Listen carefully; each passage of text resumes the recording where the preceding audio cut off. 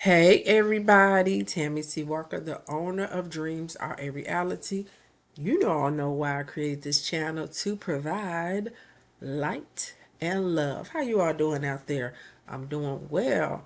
I wanted to do a video called I Did Not Get the Love Back.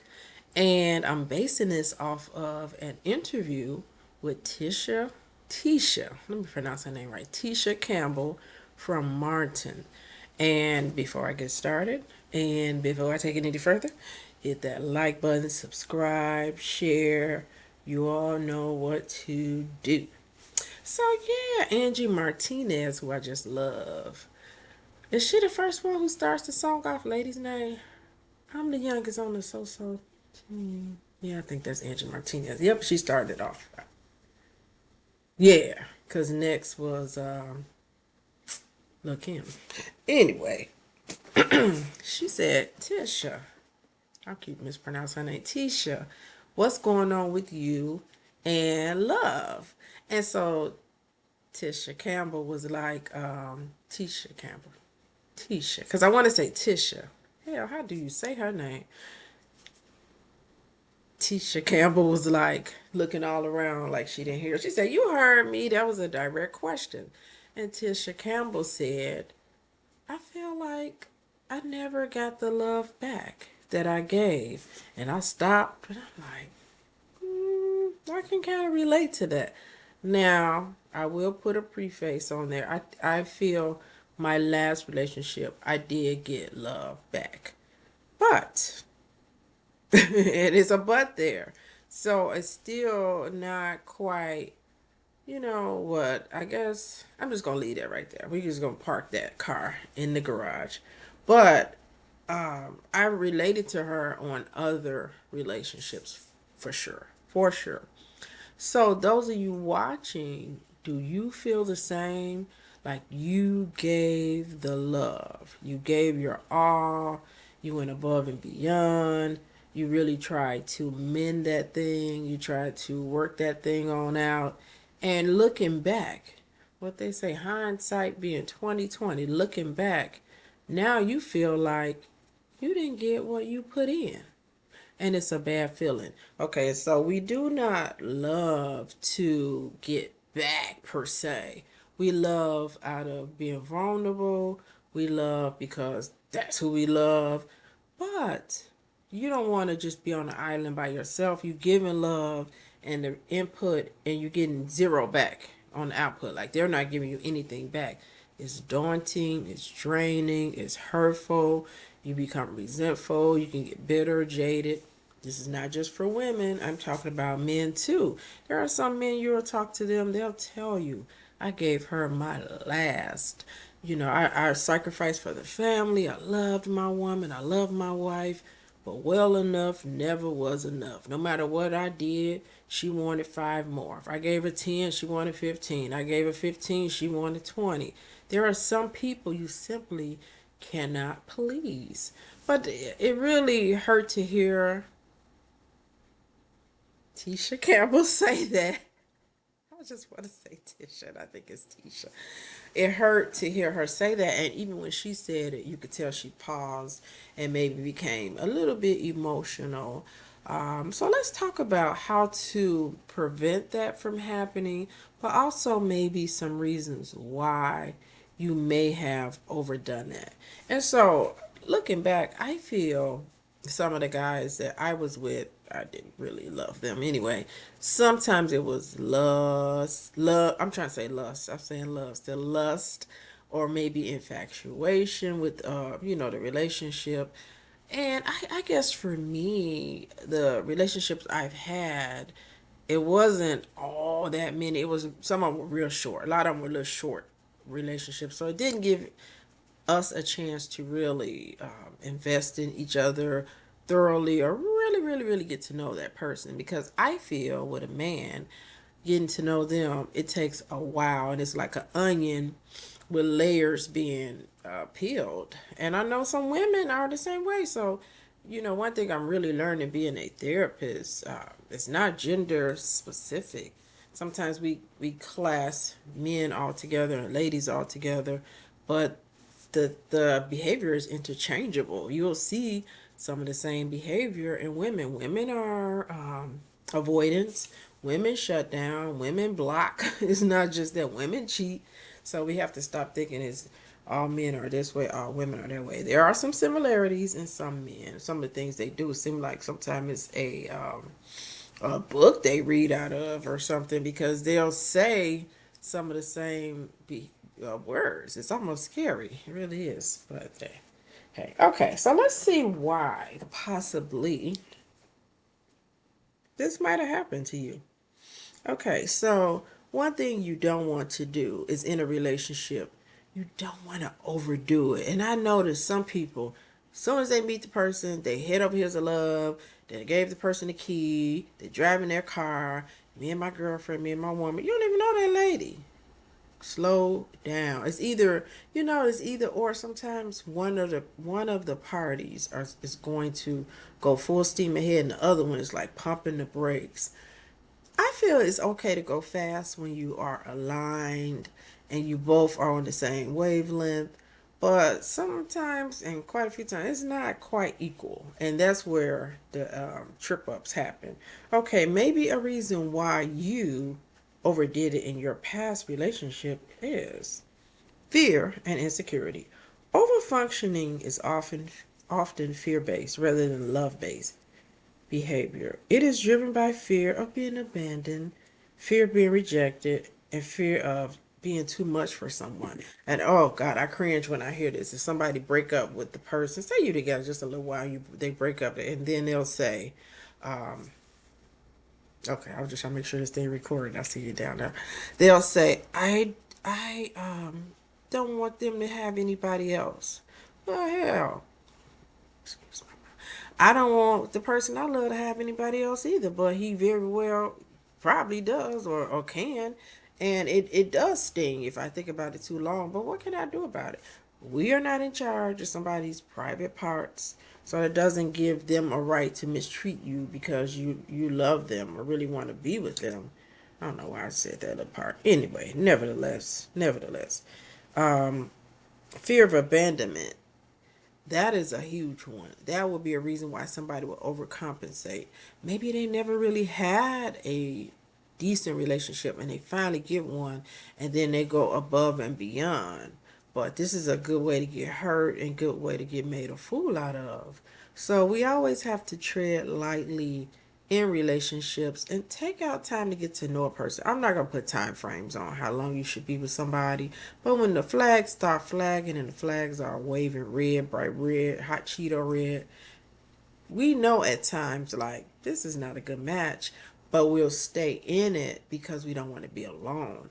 And that is a deficit because that thing can go from 6 months and then next thing you know you with that person 6 years and you putting up with all kinds of stuff and it's just not worth it. The one thing I think about the most, especially now for me, is my health. And I don't want to be anxious and stressed out am unhappy over a relationship. That just doesn't serve me well. Been there before. That's why I can speak on that. Sometimes it's a need for control. And so when people are insecure, they may try to manage the relationship's outcome by over investing time, energy, affection to avoid the pain of a breakup. An insecure person, a jealous person, it's just rough being with them and hearing them speak. Oh yeah, I was looking at my man's phone the other day, and I was trying to see that I hate the cell phones. I really do because that's all you hear is people looking through each other's phones, and this is where I guess sometimes you are. I'm just having a hard time with this new type of world. I just don't like it. It's too much distractions. It's too much snooping around.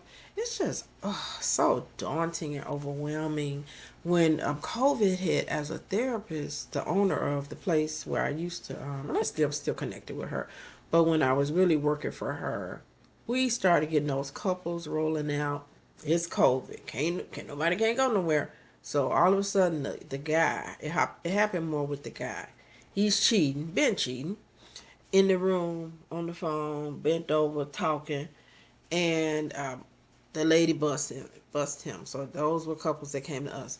Then that's why I don't have iPhone. You are not that I'm a cheater, but you all with these iPhones. I don't know. I don't understand why you do it. Texting away to the mistress or the side piece or whatever. The baby got the tablet. Mommy, fix my tablet. Mama fixing the tablet. The whole thing is on there. This is how we got couples during COVID. But yeah, being insecure is just not a good trait. And that will make you overcompensate because you don't want to lose that person. Low self worth. That's one of the most biggest ones that will cause someone to overcompensate in a relationship. A person might feel their value comes from what they do rather than who they are leading them to become. Human doings who fix, manage, and overhelp. You will see some guys, they try to buy the lady. I bought her a Louis Vuitton purse. I took her shopping. I paid this bill. I paid that bill. Doing too much. And it's some women, they feel you should do that. He should do that. He want my body. He should pay my bills. But it's a dangerous game to play. It really is. Because if you're taking this, say it's an older guy, you're taking his money, but you run around with a guy that's more your age, that stuff can get you severely hurt. Or you all know, unfortunately, when I watch Fatal Attraction, often the ladies will have multiple men and the family members don't know anything about it, or they may have an ex and then they have a new guy and then they going back and forth between them, and you just don't want to play with people. It can really end bad and you don't want to get, it's not worth their safety. You don't want to get hurt physically or mentally. Trauma response. People may fawn to keep others comfortable, often stemming from childhood experiences where love was conditional and required constant effort to maintain. If growing up, your parent put conditions on your love, when you grow up, you may still carry that with you. Or dad, he never showed up hardly, and when he did show up, you had to give him money. Maybe you was in high school and you had to give your dad money. Oh yeah, I'll take you to the movies, but let me hold something. And then when you grow up, you giving money to the guy because that's what you had to do. You know, that was only an example I could think of. Some mothers, they treat their sons like that's their husband. And that makes it hard for the son when he goes and gets a lady. Now, often the mother is battling with the lady because she says, nobody's good enough for my son. Trauma responses. Lack of boundaries, poor boundaries.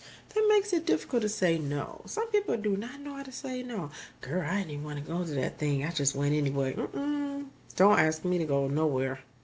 I'm going to tell you no if I don't want to go. Be like, no, I don't want to do that. No, that doesn't interest me. No, I'll pass. No, I'm not going nowhere. I don't want to go. Poor boundaries make it difficult to say no or to ask for what you need, leading you and me, to neglect our own needs while focusing entirely on the partner. I'm kind of like that. Not entirely on my partner, but I'm real chill and I'm real laid back. If you want to see this movie, we can go see it. You want to go here to eat, I'm fine. Because I pretty much can eat a lot of stuff. And movies, I'm pretty open. But it could work against you. Now you too accommodating. And people don't appreciate the over accommodating lady or man. So voice your opinion. Say, no, I don't want to go see that. Or no, I'm good. Being too easy going, it just backfires. You always vocalize how you feel and interject your stuff too. I told whatever. I told whoever I was with. We saw a movie and he wanted to see another movie. And then there was like something. I said, you always want your way. He said, no, I don't. I said, yes, you do. You always pick what you want. What about what I want to see? Misguided belief. Some believe that giving more, they can make themselves indispensable, ensuring their partner will never leave. It's some people. They pay all the bills. They give their man this and that. And the man still cheat on them. So why do that? When somebody really loves you, you don't have to buy them Jordans to make them stay. You don't have to just give in to all these things to have them. Wouldn't you rather have someone that wants to be with you versus someone that you are trying to coerce to be with you. Okay? So to stop this in the future, let's not be overdoing it. Stop trying to be the fixer. This is where that self love comes in. When you work on you, you're not going to try to fix them. When you're happy inside, you're not going to be worried about them all the time. So that's what's going on. A lot of people are not happy. They're not content with themselves, sorry. And they don't have enough going for themselves. I tell some people, they say, "Oh, I'm waiting on him to call me." Oh, girl, you better fill up that calendar. Find you a good movie. Do you some exercises. Do your laundry. Go to the library. Go to Starbucks. Go somewhere. Phone a friend. It's a way you can fill up your time, and it's amazing. Some people have kids, and I don't know how they have all this time to worry about a man. And I'm not on here being hypocritical, because I know when you really are into somebody, or maybe codependent or anxious, your mind will keep thinking about that person over and over. It's not as easy to just cut that off. I get it. Trust me, the stuff you all go through, I go through too. But I have to play a game with myself sometimes. But I get anxious. I get the same stuff you go through, I go through. Yes, Lord. And maybe your love language is different than that other person, and you are overgiving because, well, they like gifts, so you overgive. Or maybe you like acts of service, but they're not giving you that. So make sure in your next relationship that they know your love language and you know theirs. And, go off of that. But don't overdo it. Don't overdo it. Be clear about what you want. Well, I don't want to get married. Then that's not your person if you do. And that's okay. You don't want to get married and I do, we're not going to work. Don't you hate that when couples do that? They give with somebody, I don't want to get married. And the person told you they want to get married, and then you pretended you did. Then all of a sudden, I don't want to get married. Or the kids is a big one. I don't think I want kids, but I do. So clearly this is not going to work. Be clear about what you want. Make specific requests in a relationship. There are couples, they are so bored with each other. They don't sleep together, no intimacy, but no requests are being made. Every Saturday, we should have a date night. Every other Saturday, we should have a date night. You're not helping me with the chores. I'm getting burnt out. You got to make requests. And like I've had couples, they're going back and forth. He don't help me. I'm burnt out. Hey, I do construction. I'm working 12 hours. That's fair. And have to drive home an hour. That's 13 hours. Dude is tired. He not going to help you clean up. That's fair. Can you get a maid? The guy was like, yeah, we can get a maid, but some people, they don't want solutions. They just want to argue. And it's that small amount of people, maybe a little larger than I'm saying, they get off on chaos. All they know to do is bicker and argue. So, but anyway, if you have somebody reasonable, make request. This can help you get the love back that you deserve. We being too nice. Invest in yourself and do that self-care. And I think sometimes people don't even know what self-care looks like. Self-care is a hot cup of tea. Self-care is reading your Bible. Self-care is praying. Self-care is getting your hair done. Self-care is getting your nails done. Self-care is unplugging from your phone. Self-care is going for a brisk walk, taking a hot bath, getting a massage, going to the doctor, going to your therapist, going doing therapy online, crocheting, knitting, singing, dancing, curling up with a blanket and a good book, watching your favorite movie, watching the Bulls and the Bears. Don't watch the Bulls. Don't watch the Bulls. That's not self-care. That's self-torture. I just want a basketball team that wins. Is that too much to ask? But I do have my Bears. Hello. But yeah, those are all self-care things. Taking care of your skin, taking care of your teeth. Self-care. When you say self-care, people think it's must go get a massage only. No, it's so many things. Saying no. What my friends say? For Lent, I'm not giving up liquor. I'm not giving up this and that. She said, I'm giving up overdoing it and doing everything for everybody else. That's what she gave up. I was like, man, that's good. That's a good one. But at the end of the day, if you do feel like Tisha Campbell and you feel like you didn't get the love or you're not getting the love, You gotta know when to walk away. And ladies and gentlemen, as you age and get older, don't stay and be miserable, because the older you get, the impact it has on your mental health and your physical health is insane. You will hear people saying, my hair is falling out, my back hurt, I have diarrhea, my stomach is always upset, I'm anxious, I can't sleep, I can't eat, I'm barely able to function at work. They'll have all these ailments, and it's from the stress of that relationship. A bad woman will take you out of here. A bad man will make you have a nervous breakdown and take you out of here. And the problem with those things are, you'll be long gone and they're going to replace you and just have the next victim. So you may as well know when to fold, as Kenny Rogers said, and when to walk away. And it's not as easy as I'm saying. I don't get on here and try to sound flippant. Like, it's just easy to turn the switch on and off. If that's the case, none of us will have broken hearts. But that's where you get your therapy involved. www.psychologytoday.com. Type in your zip code. If you need African American, if you need Caucasian, if you need Latino, Latina, Asian, put that in there. Put your insurance in there. Put, let's see what else. Yeah, what gender. Put that in there in Psychology Today and find your person. And it's a lot of other ways to find a therapist. You can just simply Google it. I'm on Google. Walk to Wellness in Illinois. That's me, my practice. But yes, get that support as a therapist. I hear it all the time. I'm going through a rough breakup. I need therapy. Come on in. We gonna rock this thing on out. So I'm sorry if that did happen to you. You didn't get the love you know you deserve. And like I said, I can relate to that. I would say more than not. I feel like I did not. I'm just grateful that I did have the experience where I did feel that my last person really did love me and he showed me some love.